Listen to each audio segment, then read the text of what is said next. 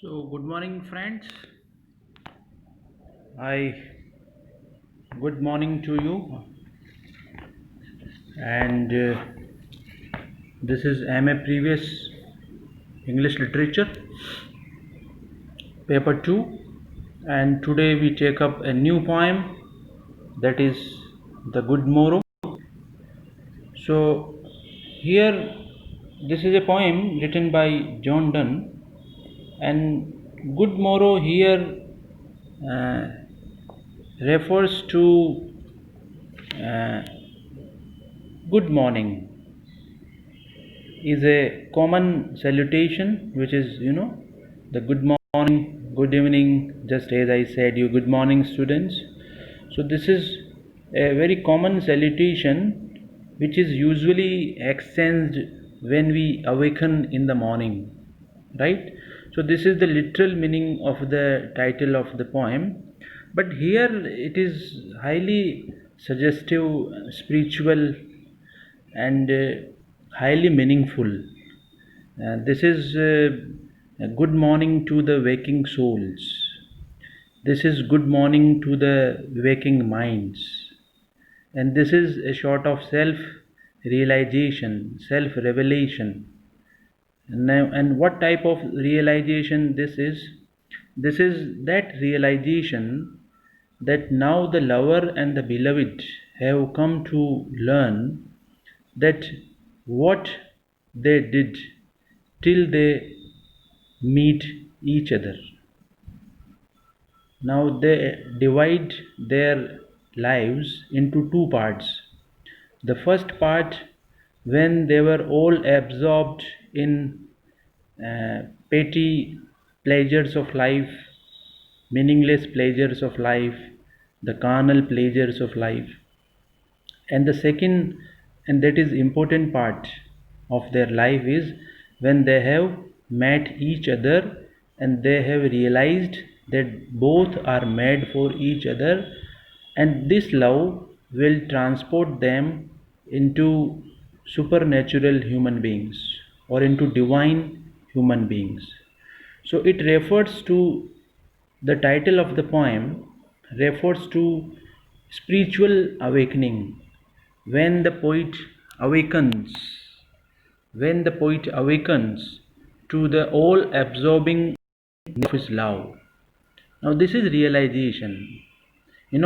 When we move forwards from darkness to light, when we move forwards from ignorance to knowledge, and when we move forwards from death to life, we enter the domain of realization, we enter the domain of knowledge. So, here the lover, particularly, along with the beloved, are entering the realm of love. So, they compare their previous life to be dull, insignificant, and petty as compared to this part of life.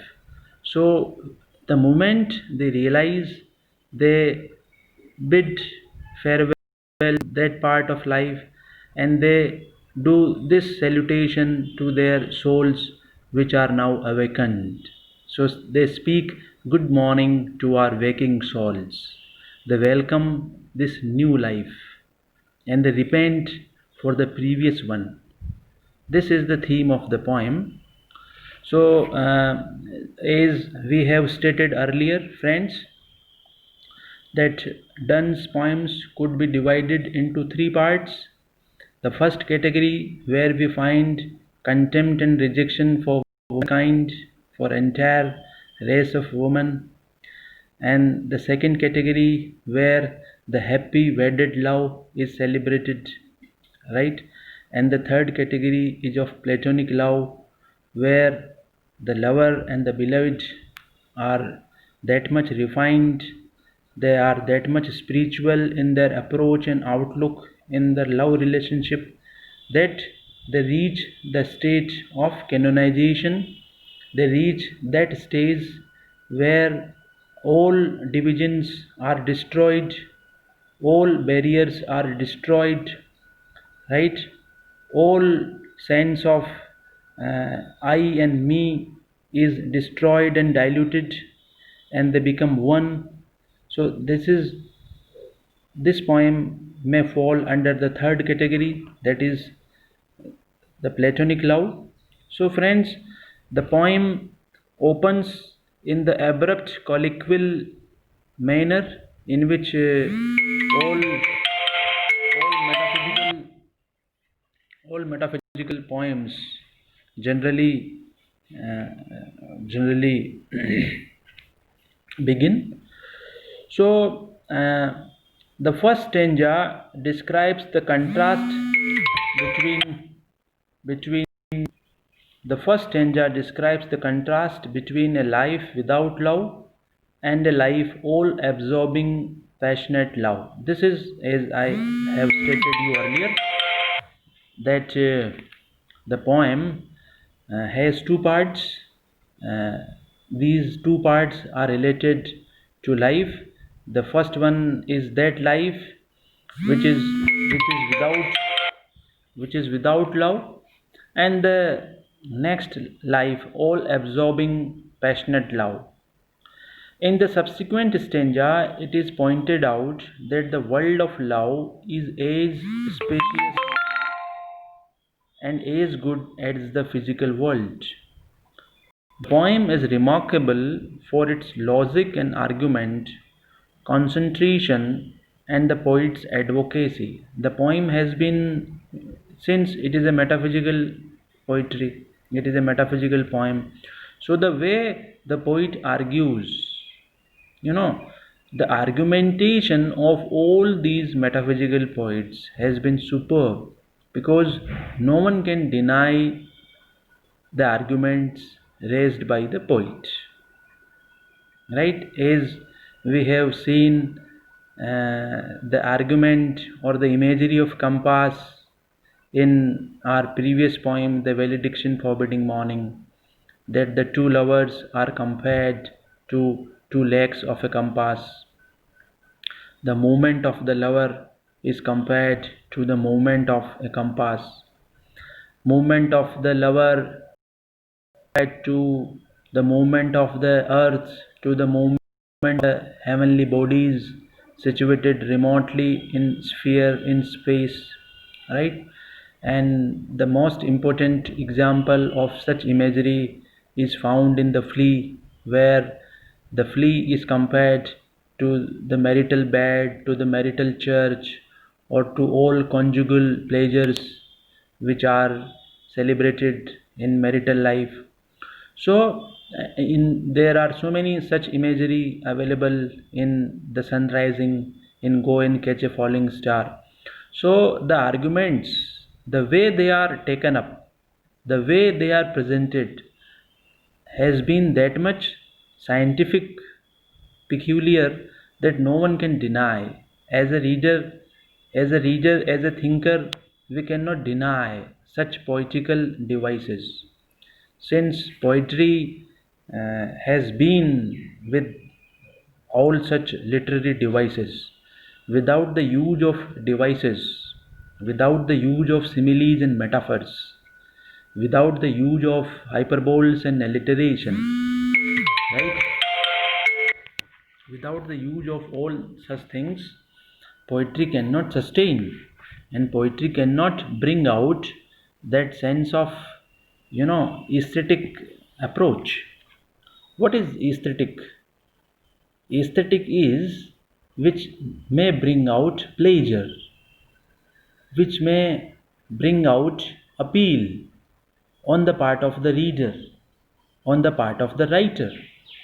When the writer, reader, and the work itself come to the same point, this is, in Hindi literature, there has been a very famous concept of Sadharanikaran. There has been a very famous theory of Ras Nispatti. So we also have that same concept in English literature, and that is catharsis when we read Shakespearean plays. So this catharsis has many different interpretations as per the need of the hour.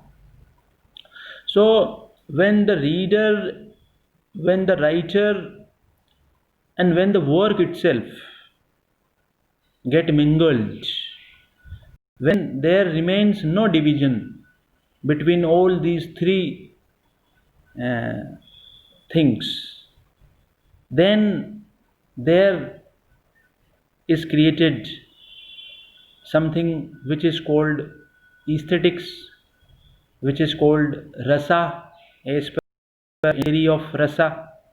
So similarly, when we read poems, when we read literature, what do we derive out of its reading? And what we derive is that particular thing which is defined differently in different literary contexts. So friend, I think now the background of the poem has been very much clear. So from tomorrow onwards we shall take the text of the poem, and firstly I before stopping the video, I would like to read out the first two lines of the poem, which I think you will enjoy a lot. So I read out the lines. I wonder by my troth what thou and I did till we lauded. This is a sense of wonder and surprise, right? So the poet is surprised. The poet is surprised in pain that what did they do before met each other. So I wonder by my troth. Troth comes here for truth. So the moment we learn the truth, all divisions are destroyed. The moment we get realization, the entire theory revolves around truth. What is the truth of the lovers? What is the truth of the lovers? The truth of the lovers is to identify each other, that they are made for each other, they are supposed to continue their life together, and they are supposed to have that realization where they are canonized. They have to plane of mindset where they are uh, different than ordinary human beings, where I and we merge into thou, right? So for this particular perspective of love poetry, we are supposed to read canonization simultaneously.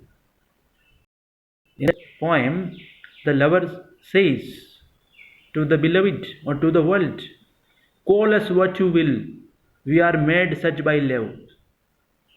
You see the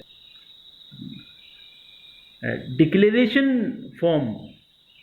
The poet, the lover declares, is declaring with pride, call us what you will, we are made such by love.